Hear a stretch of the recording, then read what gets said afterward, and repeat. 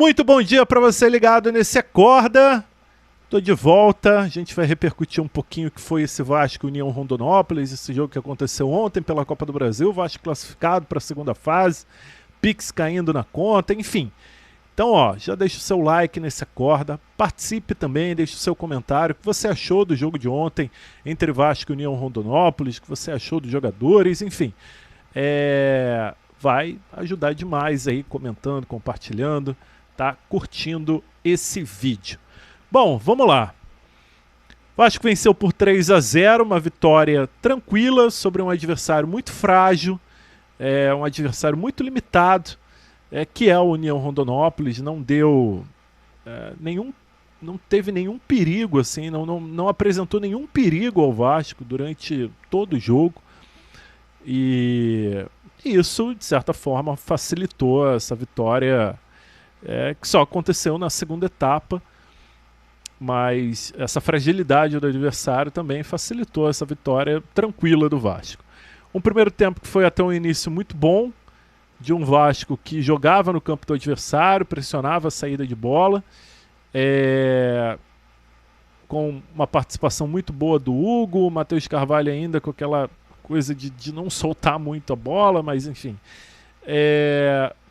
O Felipe Coutinho tentando se movimentar, tentando participar bem do jogo. No início eu achei que o Alex Teixeira estava bem ativo, estava tentando jogar, mas a partir da metade da primeira etapa ele se escondeu, ele, enfim, acabou não produzindo. O Verratti é um batalhador, como sempre. O Zuccarello ainda com uma certa dificuldade de jogar na ponta, mas tentou driblar, tentou passe em profundidade. Paulo Henrique continua sendo ainda a nossa principal válvula de escape, nosso principal atacante, podemos dizer assim, de velocidade. O Piton com uma certa dificuldade, até teve um cruzamento bom na primeira etapa, mas ele, enfim, é um jogador que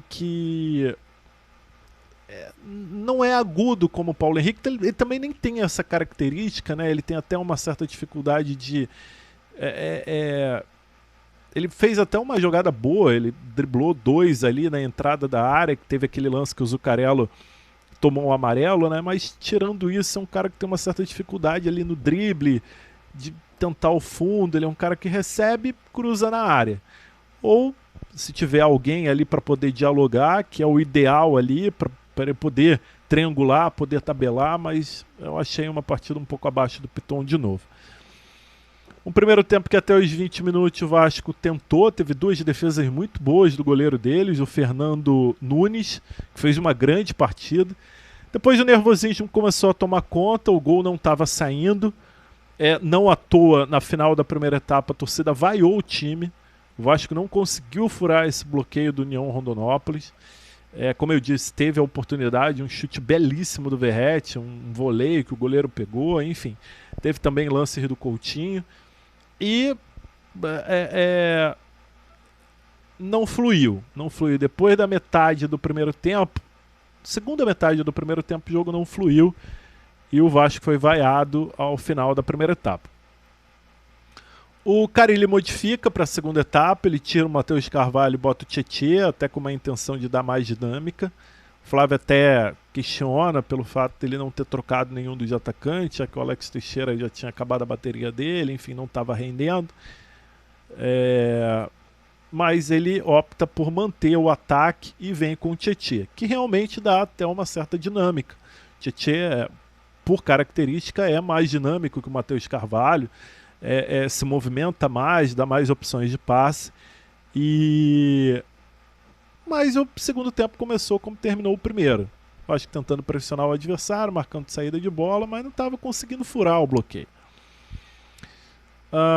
Até que numa jogada pelo lado esquerdo, o Alex Teixeira acha ali o Verratti dentro da área, ele sofre o pênalti. E pênalti muito bem marcado, o árbitro estava muito próximo do lance, e o Verratti, com extrema categoria, ele vai lá e faz o primeiro gol. A partir do primeiro gol, dá muito mais tranquilidade e também do outro lado um certo cansaço. O treinador começa a substituir bastante, muda todo o ataque, time começa a cansar e o Vasco vai tomando novamente o controle e as rédeas da partida, mesmo com muita dificuldade, tá? O Vasco mostra mais uma vez, com um adversário muito frágil, a dificuldade que o Vasco tem de ter volume, criar oportunidades, sabe? Mas o jogo fluiu. O Carille optou por colocar novamente o Jean Davi e o Ryan, que deu mais dinâmica ainda, né? Fortaleceu ali aquele setor ofensivo.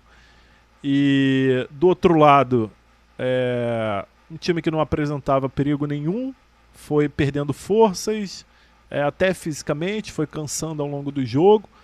Teve uma cãibra lá do seu camisa número 10, do Jonotti, que acabou jogando ali por um período com um a menos. E